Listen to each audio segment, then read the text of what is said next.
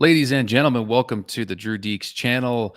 It is the Olympics, ladies and gentlemen, and the subject of the day, which we will get to in a second, and we'll surely go through this, and that is: does women's hockey still belong at the Olympics? I think we know the answer is a definite yes, Trace, but we'll get into the specifics about why this is such a debate. I think it really comes down to Canada and the U.S., and it's only those two that seem to be able to compete and put on a good enough show. But before we continue in that, I want to talk about tomorrow night. And we already have the semifinal matchup set up. So we got the U.S. and Finland, and we have Canada and Switzerland. So we have the states going up in the morning before the Super Bowl, and then the ladies for Canada will take on the Swiss after the Super Bowl. Thank God I have Monday off because I can watch this game. So I'm excited. But so let's get into this really quickly before we get into more of the debate of this week, where there was comments flying from everywhere about women's hockey having a place at the Olympics, which we know it does. But anyway, let's break down what Canada has been going through. So 9 out of the 10 top scorers in the tournament, big surprise, are on Canada, led by Natalie Spooner. So why don't we just talk about Spooner and the tournament she's been having so far? Yeah, she's been pretty incredible. She started the tournament playing on the second line with Melody Dow and Sarah Nurse, I believe, and then of course we'll talk about this I know a little bit later. Dow going down with the injury in the first game, but yeah, she's just been a dominance all over the ice, and I think she's got 13 points, so 3 goals, 10 assists. And just contributing because she's been having a great tournament as well, and Jamie Lee Rattray actually joined them once Dow got hurt. So, and she's, I want to say, like the 4th or 5th leading scorer for as well. So, that whole line has been incredible. I'd almost debate that they should actually be the first line. So, but yeah, it's been pretty incredible. And so we beat Switzerland in the first game, I believe, 12-1. So yeah, it's kind of doesn't sound like it may be the most exciting game, but looking forward to it. Hopefully, Switzerland will put up a good fight.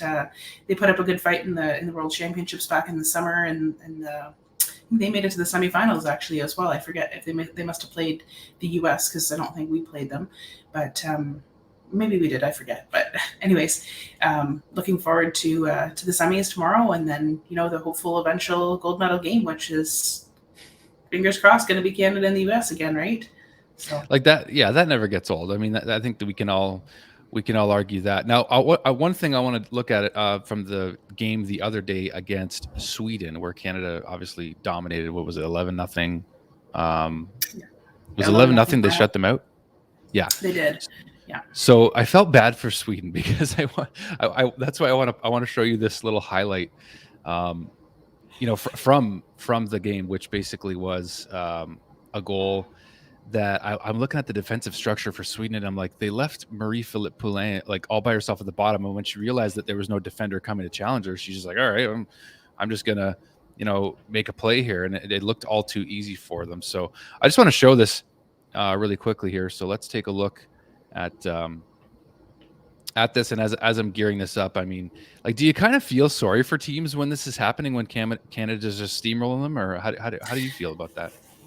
Yeah, actually, I hadn't seen Sweden. We hadn't played them yet in the tournament, so I really didn't know what to expect. But I knew that Sweden definitely didn't have the tournament that I was expecting. Because I mean, if you remember back in 2006, I think it was in Turin, Sweden upset the U.S. in the semis, and we ended up playing them for gold, which we won.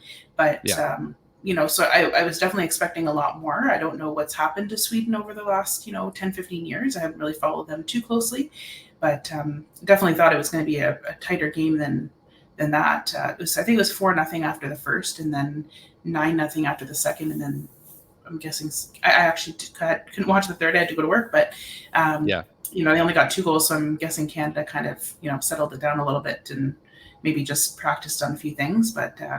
Yeah, I definitely expect a lot more from Sweden for sure.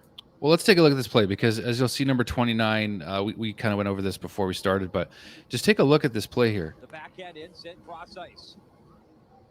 No one's challenging her, and then boom, it's just an easy pass out front. You know what I mean? Like, if you kind of look back, we can even freeze frame it a little bit. But I was like, oh man, like the two defenders collapsing to the front of the net, as you can see here at the, closer to the net. So there's two girls checking one girl in front, and then Poulin's got the puck down below here, and then 29, I can't think of her name, from Sweden, but she decides just to kind of, she doesn't really make a decision, right? She kind of just lets Poulin just come in and make the play. So and then those Swedish girls, if you go back there for a second, they have their backs to Jenner. They don't even know she's there, right? Like if you back up just a little bit here, right before she comes, like right before she cuts across to the middle, they have no idea that she's right there. Like she just comes in there and she's like, "Oh, hey, surprise, here I am." Yeah, that's what I mean. It's tough because Canada's so quick. I mean, and their passing, their passing is crisp as ever. Like NHL guys could learn a thing or two from them. And we know the men lost last night to the States, so the ladies will hopefully give the guys a boost with a win to push themselves into the gold medal here. But yeah, I just kind of feel for teams sometimes, and that's why let's get into this as kind of the main subject here. Does women's hockey still belong at the Olympics? I think we've seen so much good hockey from the women over the years. Is there a case to be made for this? Like, let's hear it from your side, from a lady's perspective, as someone who played the game. Like, what do you really think about this statement this week from a lot of media outlets? It's a tough one, because obviously, being a female, obviously always supporting and following Canadian women's hockey.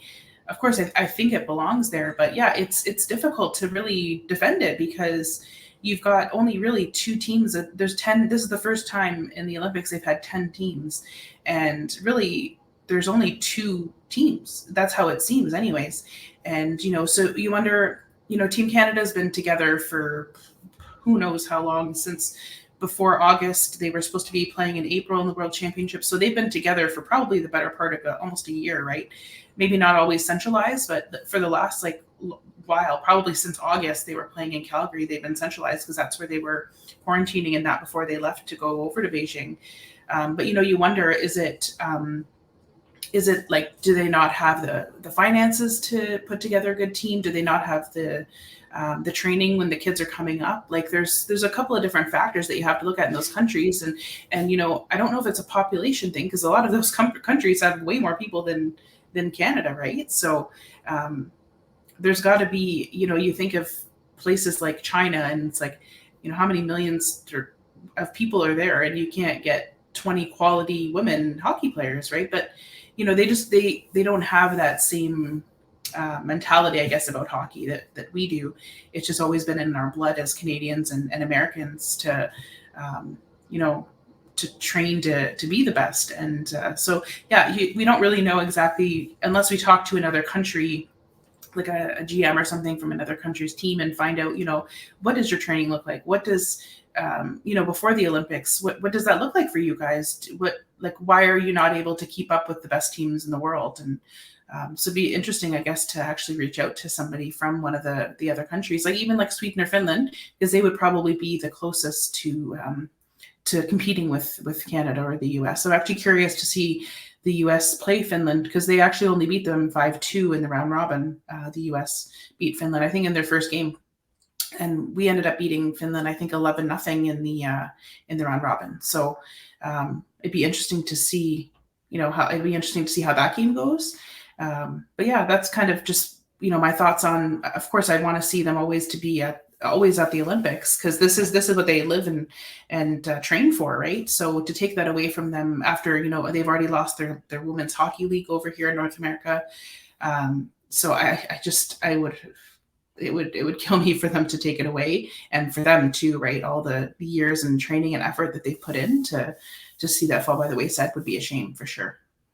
Well, this is only every 4 years, and then the World Championships, every 2, something like that, or is it every 4 as well? It might be every year. I'm not 100% sure. I think they play maybe every year or two. It's more often. It's more often than we think, I think. But I think this could be helping shift the focus to the women's league really taking off in North America here. This is only every 4 years, the Olympics, and we've been spoiled to some of the best hockey, period, men's or women's, from the women's side. So I think the focus really should be about establishing a more full-time league yearly for the ladies and having them earn more money, earn more of earn more of a living so that they can play the game they love and then help grow the game. I mean, on the North American side too, but of course we have to figure out what's going on the other side of the shore and just figure out, is it just love of the game? Is it not as much of a passion over there, on the East Coast, in the other countries, right? But I think, if we do get another league here in North America, that will draw the players over from Europe and Asia to come and play here. Because as I've been listening to the broadcasters over the tournament, and there's actually quite a few Europeans they've had scholarships to play in the US at the colleges. So they are over here in North America. So I found that interesting. I didn't realize, I guess, how many of the girls over from Europe do have scholarships at some of the big schools in the US, like the Dartmouths, Harvards. I'm trying to think of where all the ladies that play Princeton, like Phillier. She's out at Princeton. Wisconsin's a big school for the women and for hockey. So it's interesting to hear. It's been interesting to hear that over the tournament, that there's actually quite a few of the girls from over there that do have scholarships and play over here in North America. So with that league, I think that will definitely help and develop it and maybe draw some more people to come over for sure. Yeah, I think that the focus should shift to making this more of a full-time gig for the ladies so that they don't have to have two careers, maybe per se, if they really want to do this for a living. Not that having a secondary or a third income, like you don't have multiple income streams, whoever you are. But I just think that the growth of the game on a yearly seasonal basis with a salary that can actually replicate a living, that's kind of what we want to achieve, right? Yeah, and I've noticed actually, definitely leading into these Olympics, especially after we won the gold medal at the World Championships, a lot of sponsorships that the ladies are getting, especially Sobeys has been huge for them.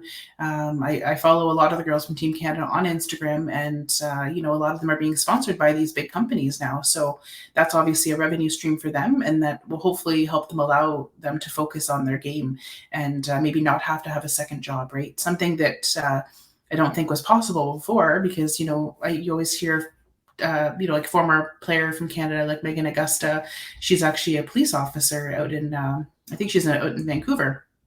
Right. And so, you hear of those things and you think, wow, like these girls, they have to work and, play hockey when they can. And, so hopefully these sponsorships and that, are going to allow them to be able to focus more on their hockey and be able to stay with the team, or, just kind of play their game and be able to do that. Yeah, we just want to see a better product overall, just to prove, of course, that women's hockey is as good as they project it to be. And it's more about the hockey. It's just, I don't know, there's more heart. Like there's more heart in women's hockey a lot of times, right? Yeah, absolutely. And you just see like the smiles, and it's the determination, and right now, honestly, Team Canada, they're having fun, and they are fun to watch. And as a fan, it's awesome to see, because it's pretty much the same team that played in August in Calgary in the World Championships. So, I've been following them super close since then. And it's awesome to see, because you could just tell that they've been together for a while. They're there for each other. They want to win, not just for themselves, but for each other. And so it's pretty incredible to see. And, like I said, I follow them on Instagram. So I see them at the Olympics, taking their pictures at the Olympic rings. And actually the girls I didn't catch who else was with her, but Marie-Philippe Poulin was at the game last night watching the men. So I thought that was pretty cool, because I know the girls have been incredibly diligent with COVID. You'll notice every time you see them, they're wearing masks. They've been so on top of them. That was something they mentioned in one of the last games they played. How Gina Kingsbury has been just very, very strict, and honestly, it's worked, right? And then I watched the game last night, the men's game, and I saw the coaches weren't wearing masks. Like it was just like, it's a different feel, I think, for the men's right now than the women's. This is what the girls live for. The men's have playing careers somewhere else. They're not necessarily in the NHL right now, but I think I saw last night there's over 4,000 games. NHL games that have been played for Team Canada for the men's, right? So yeah, it was pretty different to see, because the girls have just been so diligent with their trying not to let COVID in, right? And last night it was just like a free for all for the guys. I thought that was pretty interesting. Well, I haven't even heard one thing about it. Like I haven't heard about really any positive tests. I'm not even thinking about COVID, and I think that's a good thing because I think Right. this year, and you're in Alberta, so like different provinces are already loosening all restrictions. And I'm for it at this point, and that's another subject Yeah, I agree. altogether. But Yeah. I think we're ready. Like I think Mhm. you get that sense, even in Ontario here, that we're getting ready to move on. So, well, by the time we get back here, hopefully we're talking about the gold medal game and ideally a gold medal for Canada. It's going to be so competitive. Like no matter what anybody says, if we do get to the gold with the U.S., it's just it's like top of the line. I don't even know the right words for that matchup, but it doesn't get old. And Mhm. I want to talk about jerseys for a second because I actually have this Mhm. 2014 Sochi jersey on today. This is Drew Nice. Doughty. This is Doughty. So Awesome. I really love this jersey. But like, what do you make of the women's ones and even the men's? Like they're the same. So Mhm. I'm not a huge fan of them. Like I think we've had better ones. No. Yeah, absolutely. The first game, the woman wore the black jersey. Could not see the numbers at all. And There it's you just hard. go. It was hard getting used to. I wasn't, was 100% sure who the lines were, so I kept like looking at the TV trying to figure it out. Yeah. Now that I know who everybody is, it seems to be okay. But I've definitely not a huge fan of the jerseys. They're all right. They're definitely not as nice as some of the ones that we had. I've always loved this logo that I've got on my sweater here. This is actually my favorite Canada It's the logo. best one. It's the best one Yeah, by it far. really is. Yeah, for sure. Sometimes you One just don't other need to thing, change a good thing. Yeah. yeah, one other thing I wanted to mention that we didn't really talk about too much is Sarah Phillier. I don't know if you've been following her at all. This is her first Olympics. She is tied for the most goals in the tournament with 8 with Brianne Jenner. And she's just been, I think she actually scored the first goal of the tournament and maybe got 2 goals that game, but she got a hat trick in the quarterfinals and she seems to be unstoppable, which I'm loving because she's young and this is her first Olympics. I can't remember how young she is. She's got to be around 20, I'm guessing. So it's exciting to know that we've potentially got her for another 3-4 Olympics, right? So it's been really cool watching her. Yeah. Oh She's yeah. got some Like pretty slick hands. I just watched the highlights actually, and she got the hat trick, and it was like no one's celebrating it really because they're just Because running it up was the the 10th or score. 11th goal. Because I know she didn't get it in the first 9 because I watched those, but I don't know which one it was. It was the 10th or 11th goal, but yeah, it's kind of hard to celebrate after that many, right? Yeah, like you kind of just try to have some respect and respect the opponent, right? Which you should do. But Hmm. yeah, looking forward to hopefully seeing her more again too, and also just they're obviously having a great time. You kind of have to. I mean, no matter what, you have to soak in this experience. It is the Olympics, and I think I love seeing the contributions from all over the lineup, even if they are running up the score. Let's share the love and get everybody involved. So well, Yeah. here we go. So Canada and the Swiss will be playing in the semis tomorrow after the Super Bowl, and hopefully we get a good Super Bowl too, and then followed up by a good hockey game from the women. So, thanks for jumping on, Trace. Always love the insight. Appreciate your passion for the ladies and on all your thoughts. Yeah, for sure. Thanks for having me, and look forward to hopefully talking on next week. And the gold medal game will be Wednesday night at 9:10 Mountain Time, so 11:10 Eastern Time. So super super excited and looking forward to that. I might have to take Thursday off. Might have to sacrifice some sleep. That Yeah. oh my goodness. Well, it's going to be worth it, hopefully. So, gold, Canada, gold. That's what we'll say. We'll Yes. end it off on that. But thanks for coming on again, and we'll see you folks again. Thanks for watching. Like and subscribe if you're enjoying this, and we'll see you again on the next one.